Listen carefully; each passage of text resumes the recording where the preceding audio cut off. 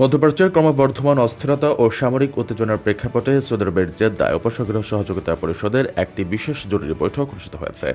ইরানের সাম্প্রতিক ড্রোন ও ক্ষেপণাস্ত্র হামলার হুমকির মুখে জিসিসিভুক্ত দেশগুলোর শীর্ষ নেতারা এই বৈঠকে মিলিত হন।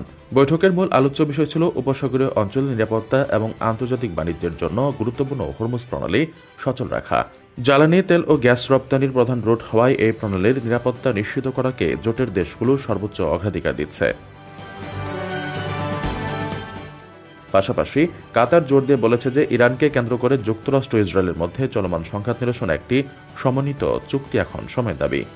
অন্যদিকে বৈঠকের আবহে নতুন মাত্রা যোগ করেছে ওপেক থেকে সংযুক্ত আরব আমিরাতের বেরিয়ে যাওয়ার সিদ্ধান্ত। আগামী 1 মে থেকে কার্যকর হতে যাওয়া এই পদক্ষেপটি আমিরাতের তেল উৎপাদন বাড়ানোর দীর্ঘমেয়াদী পরিকল্পনার অংশ।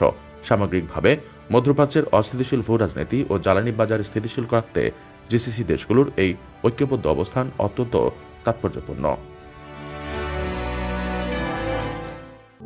প্রবাসীদের জন্য নির্মাণ হচ্ছে দেশের প্রথম স্মার্ট সিটি, যেখানে থাকছে স্কুল, মসজিদ, হাসপাতাল, সুইমিং পুল, হেলিপ্যাড, পাঠাগার, জিম, সুপারমার্কেট, শিশু পার্ক সহ সকল নাগরিক সুবিধা। মাত্র 30 লাখ টাকা বিনিয়োগে মিলছে আকর্ষণীয় ফ্ল্যাট। প্লাটিনাম ইনভেস্টরদের জন্য ঢাকা বিমানবন্দরে ভিআইপি প্রোটোকল সুবিধা। বিস্তারিত জানতে যোগাযোগ করুন স্ক্রিনে দেয়া হোয়াটসঅ্যাপ অথবা ইমো নাম্বারে।